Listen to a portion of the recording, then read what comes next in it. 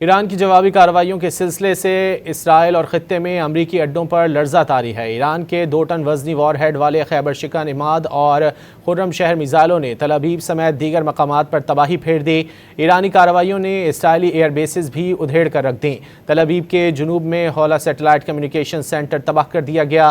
بین گورین airport, حیفا میں oil refinery, gas refinery اور ایندھن ڈپو کو نشانہ بنایا گیا۔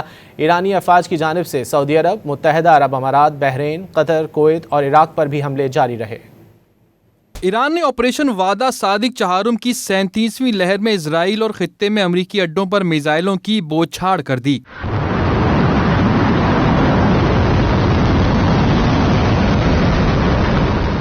2 ٹن وزنی وار ہیڈ والے خرم شہر میزائلوں نے تل ابیب سمیت دیگر مقامات پر تباہی پھیر دی۔ پاسداران انقلاب کے مطابق حملوں میں امریکی 5th فلیٹ، تل ابیب اور دیگر اہداف پر عماد، خرم شہر اور خیبر شکن میزائل داغے گئے۔ ایرانی میزائل تل ابیب اور مقبوضہ بیت المقدس میں کئی مقامات پر جا گرے۔ ایرانی میزائلوں نے اسرائیل کی سب سے بڑی ایئر بیس نیاتم کو بھی ادھیڑ کر رکھ دیا۔ تل ابیب کے بن گورین ایئرپورٹ پر یکے بعد دیگرے میزائل گرے ہیں، جس کے باعث دور دور تک دھماکوں کی آوازیں سنی گئیں۔ مقبوضہ مغربی کنارے کے شہر الخلیل اور رام اللہ میں بھی ایرانی میزائل فضا میں دیکھے گئے۔ واو واو واو واو واو הכל נופל לנבטים, אני אומר לך מתקפה אחת החזקות۔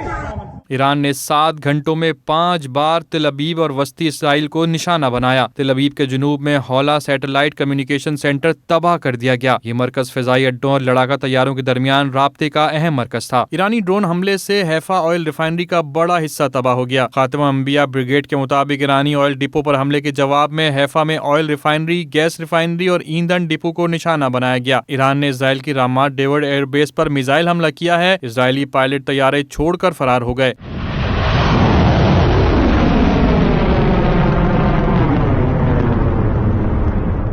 پاسداران انقلاب کے مطابق حملوں میں عراق کے شہر اربل، بحرین میں امریکی بحری کے 5th فلیٹ کے ہیڈ کوارٹر اور اسرائیل کے شہر تل ابیب میں فوجی مراکز کو نشانہ بنایا گیا۔ اب تک سامنے آنے والی فوٹیجز میں اسرائیلی انٹرسیپٹرز ایرانی میزائلوں کو روکنے میں ناکام نظر آئے اور میزائلوں کی برسات دیکھ کر اسرائیلی شہریوں کی چیخیں نکل گئیں۔